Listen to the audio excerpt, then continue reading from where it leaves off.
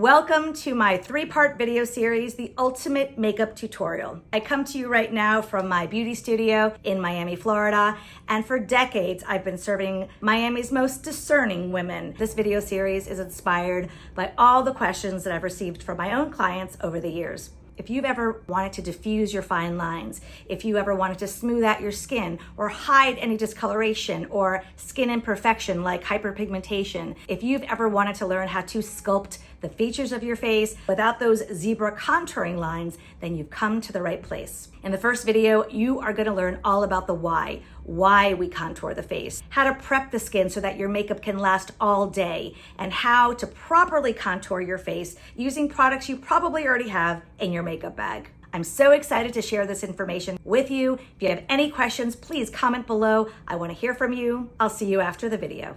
My skin is clean, it's plump, it's hydrated. I have under eye cream on. I have a few layers of under eye cream on. For the record, the skin under the eyes is the thinnest skin of the body, and it doesn't contain hair follicles. And why that's important is because the sebaceous glands live inside the hair follicle. So if you've ever gotten an oily nose, an oily chin or forehead, you know what I'm talking about. The under eye skin is void of hair follicles, which means that it's not getting that lipid layer that's so essential for our skin. Palms of our hands, soles of our feet, our lips also do not contain hair follicles. We don't grow hair from those areas. So the under eye area is dry. It's the thinnest skin on the body, and it's the most vulnerable. It's vulnerable to the UV rays of the sun. It's vulnerable to manipulation. We're rubbing our eyes, we're putting on makeup, we're all the things on our eyes. It's just a vulnerable area. And what's the number one place that women age for the most part is under their eyes. Backs of our hands, our neck. These are the areas that we really need to be diligent about. So I just wanted to take a moment to sort of say that, because it's explaining why I apply a few layers of eye cream. Because if you've ever seen a sponge that's dry and you reconstitute it with water, think of your under eye area like that sponge. And there are steps, and I love reconstituting my skin with toner in between each skincare step. I'm very diligent about that under eye area. Reconstitute the skin, apply a layer of under eye cream, let that absorb, reconstitute it again with a little bit of toner, and then I'll repeat the steps. So we are starting with a prep skin. I do not believe in primer. Why? Why do you need primer? I have thick, oily skin. If there's anyone that needs primer, it's me. But with proper skin care, proper skin prep, including exfoliation, so you're getting all that dead skin off, then hydration, sun protection, nourishment, moisturization, if that's a word, then you should not ever have to prime. So that's just my 2 cents. If you love primer, you have a primer you love, then go for it. But in my experience, now remember, I've been doing makeup for over 30 years. I was a theater major in college back in the early 90s with a focus on stage makeup. So my background comes from the stage makeup side of the house, where I learned how to manipulate the features of the face using shadows and light and makeup. And back in the 90s, skincare wasn't the narrative. Sunscreen wasn't the narrative. It was just starting to sort of come to the surface. And during that time, I remember my skin just absorbing, drinking up my makeup. My foundation would be gone by the end of the day. And so come to find out years later, after becoming a multi-licensed skincare professional, it's because I had dehydrated skin. So there is a difference between dry and dehydrated skin. So if your skin is dry, that's a topic for another conversation. You really want to be diligent about exfoliation and moisturizing your skin, adding a lipid layer to your skin. But if your skin is dehydrated, and you can have oily, dehydrated skin for the record, then you need to address that internally. Drink more water, do all the things to hydrate your skin. So with that said, I will never use a primer. You know, it's about skin prep and it's about makeup application. Okay, so let's get to it. The first thing I do when I'm sitting in the mirror to sit down to do my makeup is I exfoliate my eyebrows. I give my eyebrows a good brush, and they love this. Your eyebrows are gonna love this if you do this every day. You wanna massage your brows. You feel the tingle, they're ready for action. So the second thing I'm gonna do before I apply my foundation is I'm just gonna correct my discoloration. This is a Fenty Beauty Concealer, but it's very peachy. So I like to use this to negate the purpley undertones that I have in my skin's discoloration. And masking discoloration and sort of correcting your discoloration has everything to do with your skin tones and your undertones. So with me, I'm melanin rich, I have ethnic skin, I have those blue purpley undertones, and something that is peach, works great. And if you're confused about what color to use for your correction, just look on a good old-fashioned color wheel. Whatever color you have, you want to go with the opposite. So if you have red undertones and you want to take away the red, what's opposite of red on the color wheel? It's green. So a corrector with green undertones is going to negate that red, and then after that you'll put on your foundation. So again, it's whatever's across from the color wheel. In my case, I have those bluish undertones. Across from blue on the color wheel is orange. So this is why I am using a product with peachy undertones. And so that's the name of that tune. Okay, I have so many foundations. I love foundations. For some reason, I'm on the perpetual quest for the best foundation, which like Dorothy with her ruby slippers, I've had it with me all along. And they're drugstore products. Now, let me be very transparent. My holy grail for many years, and I'm gonna get them all, for many years has been this Estee Lauder Double Wear. Why do I have so many bottles? I don't know, I love makeup and I love to experiment. They're all different. They're all different colors. Because the bottles look the same, what I like to do is I'll take, I mean, this is so sloppy to show you, I'm kind of embarrassed, but let me share. I take nail polish and I'll mark the tops. So the one with nothing is the lightest. That's the lightest color, it has nothing. This has one dot, that's the second darkest. So it's kind of going up in order. So this is the third. This is the fourth, and so on and so forth. Because I love to experiment with contours. I love to manipulate the contours of my face. And you can use a contour palette, you can use an eyeshadow palette, you can use a bronzer, or you can use a foundation. If you love a foundation product, just get that foundation product in different colors. Get something that's the color of your skin. You always want to match your neck and your body, right? Your face you want to be the same color from head to toe. So that's your primary, your base foundation. But then get a foundation 2-3 shades darker, use that for the contours, and get another foundation in the same formula, a few shades lighter, and you can use that as the highlight. So it doesn't have to be an actual highlighter or a contour palette. Any pigment, any product will do if it works for your skin. Lately, I've been using, and obviously you can see how much I've loved this product. I've been using it for a really long time. The products that I'm showing you today are the products that I also use in my office on my own clients. And I love to share the love with clients because although I love Estee Lauder Double Wear, I don't know what the price point is today, but it's over $40 and well worth it. This is the OG in my opinion. If you have an event, you don't want your makeup to budge. If you have really oily skin and you want your makeup to stay flawless all day, use that. But really, at the end of the day, it's about makeup technique. It's about skin prep, what I said at the beginning of this video, and it's about technique and layers and setting your makeup, and you do all those things, and it really doesn't matter whether it's Estee Lauder or Maybelline. I also love this L'Oreal Nude Foundation, True Match Nude. I like them as opposed to the Estee Lauder, which is a full coverage. I like these because they're medium coverage and you can build it up. So you saw all my hyperpigmentation before the corrector. My skin is not horrible, but in my opinion, certain areas are horrible, particularly the sides that are exposed to the sun. I have melasma here on the sides. Really hard to cover up hyperpigmentation. It is so hard. It's a challenge to cover up hyperpigmentation. And there are in-office procedures and topical prescription products that you can use. I have these conversations every single day with my clients. But circling back to foundation, what I'm going to be using today is a foundation that I found in my own makeup collection. I have a lot of makeup and, it gets lost, right? So we go to Sephora, to Ulta, to the drugstore, we buy makeup, and then we keep accumulating makeup. Certain products get lost in the drawer and then you forget about it. But it's this Maybelline Fit. It's so good. Fit Me. It's so good. I have color 228 and I rediscovered it and now it's my favorite. And so I always like to shake things up. I apply makeup one of a few ways. I'll either put a little bit on a palette because if it's a dropper, it's really easy to apply the product to the palette. This is not a dropper. This is an open bottle. I also use the back of my hand, my clean hand many times. And I just want to point out that before every makeup application, I'm emphatic when I say this, you always want to start out with clean brushes, especially if the brushes that you're using are for wet products like concealer or like foundation. Anything that's wet, You definitely want to wash every day because anything that's moist can harbor bacteria really quickly. And if you've been breaking out and you don't know why, it's probably because you're using dirty makeup brushes, makeup sponges, you're touching your face throughout the day, things like that. Bottom line, anything that touches your face, you just want to make sure that it's sanitary. I used to offer makeup classes in my studio, one-on-one or group classes, and I would always instruct my clients to bring their makeup. And 9 out of 10 times, they bring me this cruddy, never been washed beauty blender, literally like disgusting. And at one time I collected them. I had a little box in my office that I would just put them all in. You need like a hazmat suit to like open the box. And I've since thrown them away and I regret it. Why did I throw them away? Because I would love to share that with you.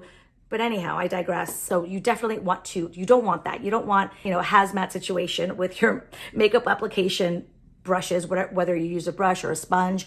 Hands are a great tool. I love using brushes to apply makeup. So this is why I primarily use a brush. And I also want to say that this is one of my favorite makeup tools. Before every makeup application, I'll rip off a little paper towel, these Bounty paper towels. I'll put the paper towel down on my makeup counter and I do my makeup. And at the end of the session, my towel is disgusting and I throw it away.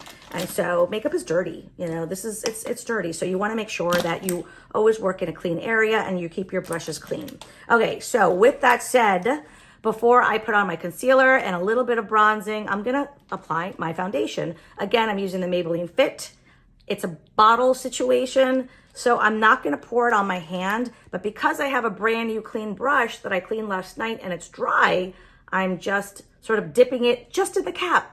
I shook the bottle with the cap on. The opening of the cap is full of product, and that's really all you need. I corrected my skin already, and it looks a lot better already. So at this point, I'm just gonna dot the foundation on where I need it. I could always go back and add more. Okay, so I'm going to flip my makeup mirror over to the magnification side. If you see streaks on your makeup, just let it sit for a minute. You want to let it oxidize for a second and then go over it, regardless of the brush that you use. You can use a dense brush, a nice fluffy dense brush like this. This is a Sephora brush. This is a really nice brush. I actually like to use this brush for bronzer. This brush that's less dense is really for blending like powders or bronzers. But if you like applying brushes like this for your foundation, then go for it. It doesn't have to be a foundation brush per se, although this one is. And I like it because it has sort of two sides. So everything is set, it's dry. This foundation dries pretty quickly. I usually mix in a glowy product with my foundation, but with this particular foundation, I just like to use it on its own. It's really good. So I'm just going back on some of those areas where I can still see my melasma. It's a pebble in my shoe. It is what it is. Okay. And just with a very light hand, I'm going over my eyelids. I'm gonna get my eyelids later with my concealer brush. The reason why you wanna tackle your eyelids is for a few reasons. Number one, you want to mask that discoloration. Many of us have the capillaries that are showing through. You may have undertones that are purple or red that we wanna mask. And it also serves as a nice base for your eyeshadow if you're going to apply eyeshadow. And it sort of makes everything cohesive, right? We don't want this to be a certain color and this to be another color. We want everything sort of cohesive. So with that said, don't forget your neck. The second step I'm gonna do is apply a little warmth to my face. I'll just use that brush I told you about earlier that I really like. Actually, no, I'm gonna use this other brush. I'm gonna use this Morphe brush. I like this brush too. And this product I love as well. This is a Milani bronzer. I have to tell you, this rivals any high-end product that I've used. What I like most about it, it is not too saturated, but it's not too light. It blends really well. It gives me the right amount of warmth, but sometimes I do want a little bit more in certain areas. So in a minute, I'm gonna grab another bronzer that's a little bit more pigmented, a little darker, but I'm gonna use it intentionally on certain strategic areas of my face, and you're gonna see why. So what am I doing? If I took my brush and I did this, if I drew this number, what number is this? It's a number 3, right? So the number 3 sides of your face is where you want the warmth. We want warmth here. It's about shadow and light. We want the shadow to be here. So we want the forehead to be, the sides of the forehead to be shaded. You can do this with a contour palette as well. Contour palettes typically are cooler. I prefer warmth, so I use a bronzer to contour my face, but nevertheless, so I'm bringing it in here, right? So the sides of my face into my cheekbone, right to where my cheek, in the middle of my cheeks right here. And then my jawline. I'm bringing a shadow here because I want a chiseled look.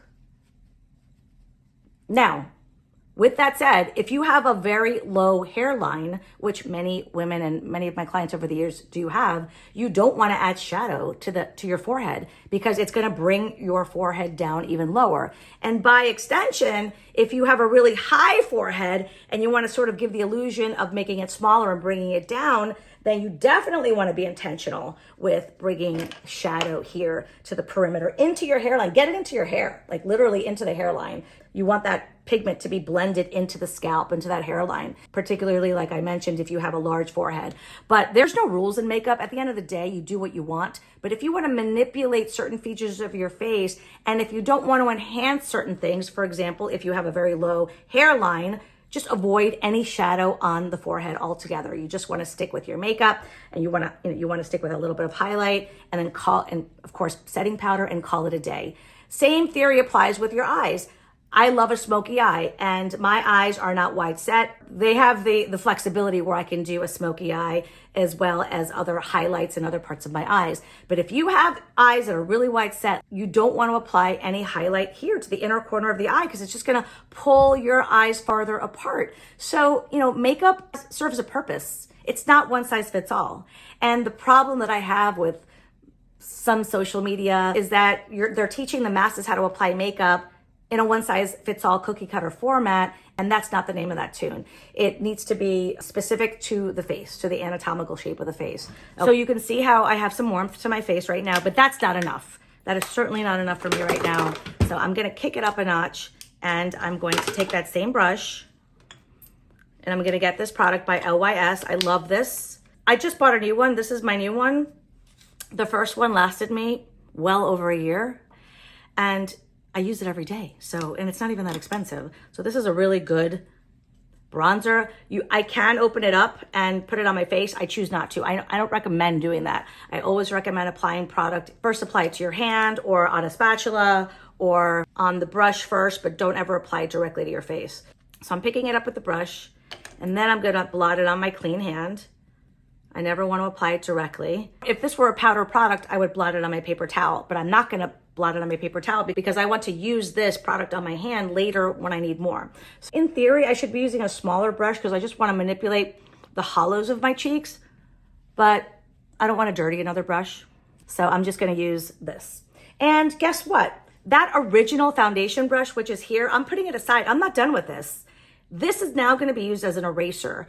It's going to use to soften my edges later on. It's going to be used to erase anything that I may have been a little heavy-handed on. If I apply a little blush later, that's a little too much, I'm going to use that foundation brush. So don't wash it or get rid of it until you're completely finished with your makeup. So now these are the areas that I really want to focus on. This little area right here of my chin, because I want that sort of chiseled look, the hollows of my cheeks, and my nose. I'm going to use a brush. This is a flat brush. I don't even know what brand it, probably got it at a beauty show. Not stiff, not fluffy, but soft brush. I'm just gonna get that product and I'm gonna dip my brush in the product because I don't want that much, but you don't need that much. So if you wanna know how to contour your nose, just look where your eyebrows are. My eyebrows are here. I can close my eyes and just feel where the bone is. I'm not even looking at myself. These are my eyebrows, and the eyebrows sort of blend into the nose. That is the line that you wanna enhance. So basically, forget about the word contour. Contouring is an intimidating word. What we're doing is we're manipulating and we're enhancing. That's what we're doing. And we're not doing these zebra stripes on the face. That's ridiculous. I mean, unless we're on stage. If I were doing your makeup for stage, then that's another conversation. So what I'm doing is and I will be blending this in a moment, is I'm emphasizing the contours of my nose because I want to create the illusion of a slimmer nose. And I want my nose to stop right here. I'm going to add a little bit of that bronzer from my hand right under my nose. And I kind of have a little bulbous nose. I mean, kind of. And if I put highlight, nothing but highlight at the end of my nose, I'd really enhance that bulb. So it's about manipulating those features with shadow and light. So whatever's left over, I'm going to line my lips, and later I will take lip liner. But I'm literally, and my lips are uneven because years ago I had some lip filler dissolved from my mouth. So my lips are wonky, and that's a whole other conversation that I really don't want to get into right now because it's a pain point for me, but one day I will get my upper lip fixed. My bottom lip I think is fine, but my upper lip.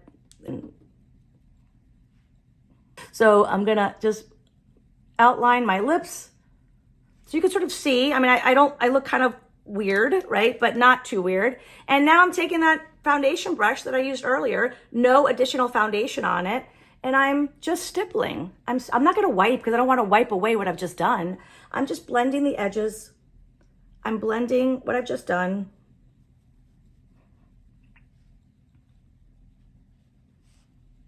Makeup is all about blending and blending. When you finish blending, you want to blend some more. And let's say I blend so much that I have sort of erased or taken away some of that contour. I will just go back with my brush and I'm sort of reconstituting that area.